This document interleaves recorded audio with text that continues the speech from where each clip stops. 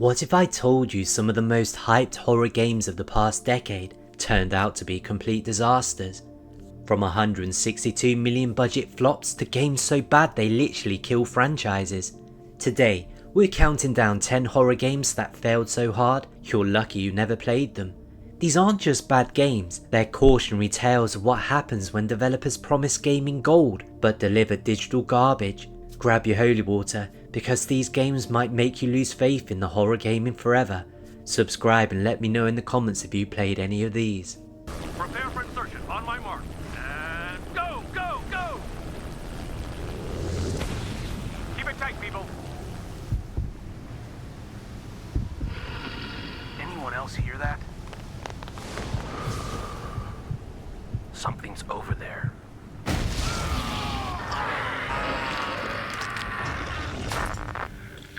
Come in.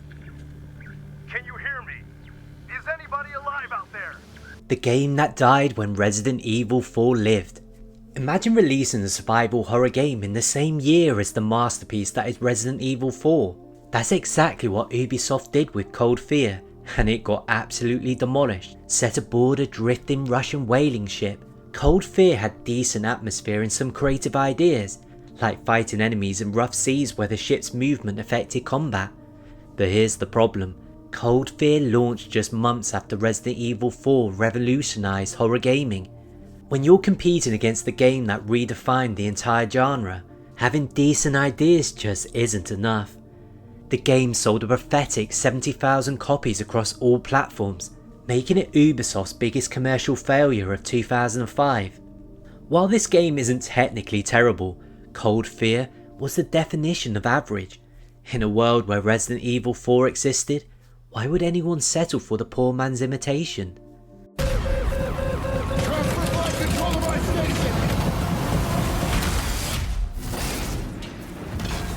One life sign detected. Okay, wait, there's been a mistake. My name is Jacob Lee. I'm not an inmate. You are inmate 532-521. You will address me as Captain Ferris. Welcome to Black Iron Prison.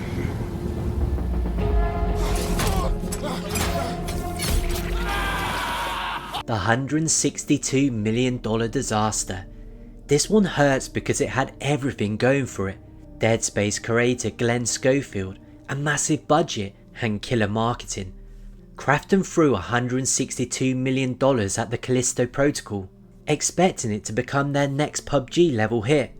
They projected 5 million sales in year 1. Reality check, they barely hit 2 million copies, and that took 2 years.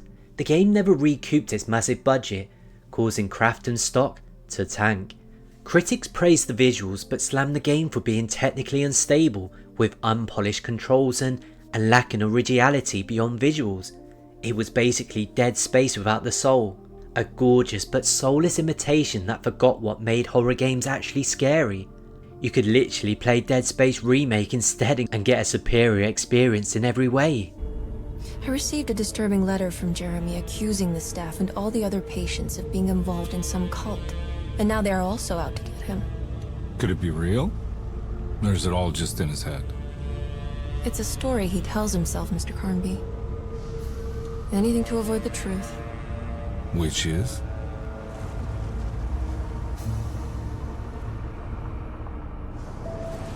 The reboot that killed a studio. The 2024 Alone in the Dark reboot had everything: Hollywood actors, beautiful visuals, and a legendary franchise name. Embracer Group poured millions into this project, expecting it to revitalise the classic survival horror series. Instead, it became a masterclass in how not to reboot a franchise. The game launched between two massive titles, Dragon's Dogma 2 and Rise of Ronin. It had inconsistent tone and clunky, unsatisfying combat. Within months, developer Peters Interactive was shut down. The Embracer called the game's performance softer than expected. And you're probably thinking, why did it fail? Well, the game tried to be both a modern action horror and a classic survival horror, ending up as, well, neither. Missing features like ray tracing made it visually uncompetitive, while the story was described as all over the place. This game was so bad it literally killed the studio that made it. That's not just a flop, that's a career-ending disaster. The game too disgusting to succeed. Agony promised to be the most disturbing horror game ever made, and it definitely delivered on that promise. Set in literal hell, the game featured graphic nudity, extreme violence, and imagery so offensive it got banned in multiple countries. The problem? Well, that's all it had. Critics slaughtered it with a 34 Metacritic score, calling it a pain to get through, with terrible controls and an environment that was just a red filter making navigation impossible. The game sold only 200,000 copies despite massive controversial driven marketing.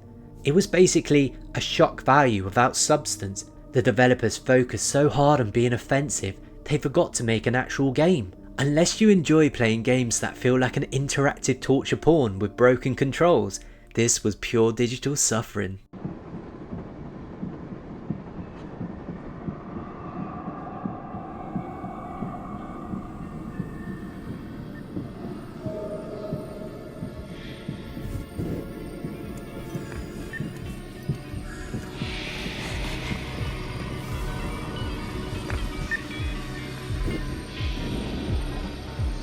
The AI companion from hell, Amy. It tried to replicate the Last of Us emotional AI companion formula a year before Naughty Dog perfected it.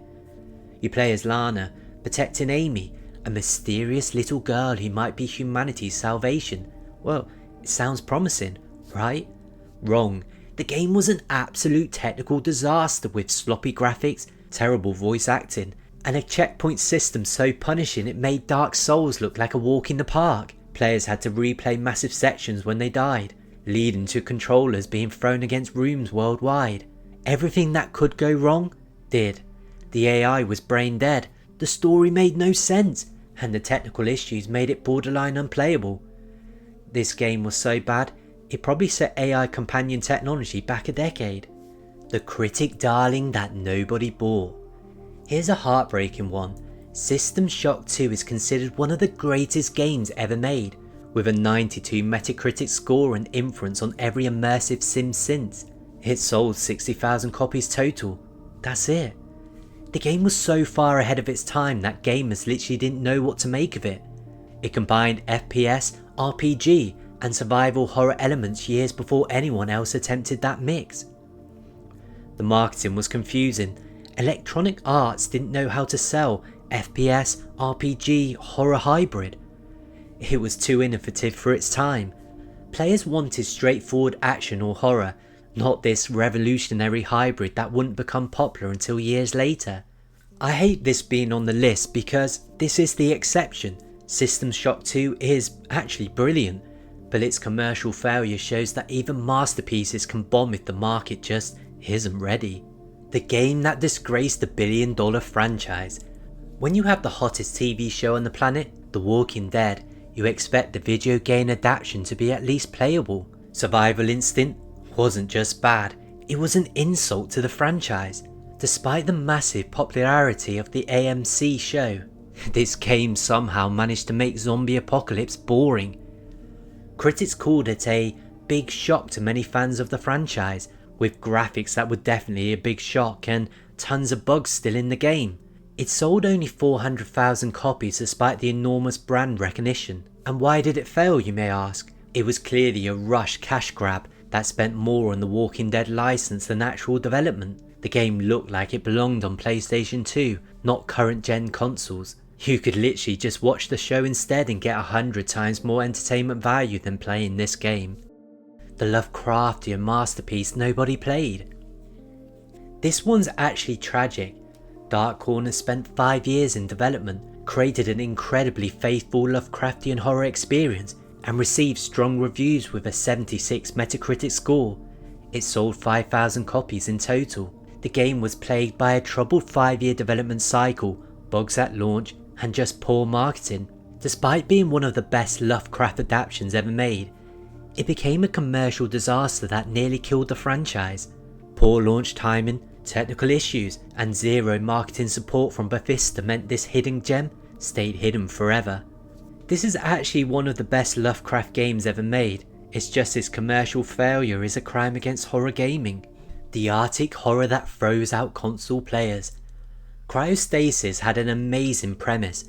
Survive aboard a nuclear icebreaker trapped in Arctic ice, with cold itself as your enemy. The game featured heat as health mechanics and a gripping narrative. It sold between 50 to 60,000 copies exclusively on PC. The developers made the fatal decision to keep it PC exclusive during the heat of console gaming. While the game was atmospheric and creative, the limited platform reach just killed any chance of commercial success. This is one of the most creative environmental horror games ever made. The heat as health mechanic was revolutionary, and the Arctic setting was actually terrifying. The worst horror game of the decade. This is it, the absolute bottom of the barrel. Alone in the Dark, Illumination had a 19 Metacritic score, making it the worst rated horror game of the past decade. It sold fewer than 10,000 copies and was so bad, it literally killed the Alone in the Dark franchise.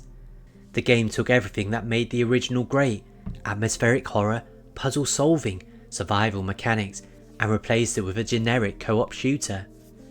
Critics called it a lifeless, derivative action game that never comes close to offering even a shred of originality, with wonky sound bugs, choppy gameplay, and graphics that looked amateur even on the highest settings. The developers completely misunderstood what made the franchise special.